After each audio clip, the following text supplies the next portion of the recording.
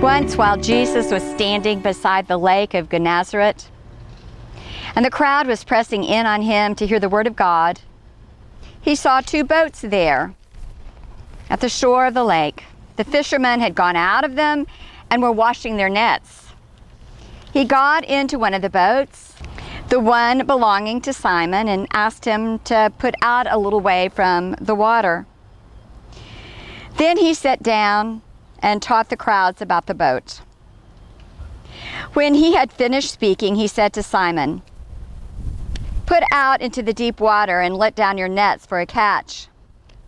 Simon answered, "Master, we have worked all night long and have caught nothing. Yet if you say so, I will let down the nets." When they had done this, they caught so many fish that their nets were beginning to break. So they signaled their partners in the other boat to come and help them. And they came and filled both boats so that they began to sink. But when Simon Peter saw it, he fell down at Jesus' knees, saying, "Go away from me, Lord, for I am a sinful man." For he and all who were with him were amazed at the catch of fish that they had taken. And so also were James and John, sons of Zebedee, who were partners with Simon.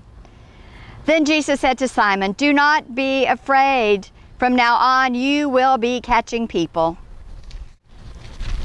It's an interesting story about how people learn to talk to Christ. Prayer is not something that a lot of people do naturally. They begin to think about prayer as something that is very rote, something that they only can do if they are in the right place, on their knees, head bowed, hands together. But it's interesting, this first picture we see of Simon Peter in the Gospel of Luke. Because when he goes about his business and he hears Jesus telling him, okay, you need to try it a different way. You need to try to put your nets down on the other side. And as Jesus directs Peter and the other fishermen, you hear what happened. The nets almost broke. The catch was so amazing. And what did Peter do? He realized he was in the presence of someone he had never encountered before in such a powerful way, and he fell on his knees, unable to do anything else except, "I am not worthy to talk to you." What does Jesus do? He says, "Peter, come on. From now on, you're going to be catching people." Well, we call this a prayer plunge for an absolute essential understanding of how we figure out what our story is. How do we tell our story? We tell our story by beginning where we are. Peter began on the shore of a lake with a net full of fish. And we can begin where we are. The important thing is to begin. In our study, it's an interesting quote that is made by a pastor of a large mainline denomination church, and he talks about how they had missed the power of prayer.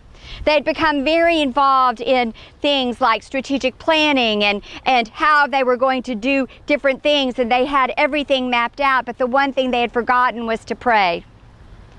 And he said as soon as they began to pray individually and as a church, things began to happen that they had no explanation for.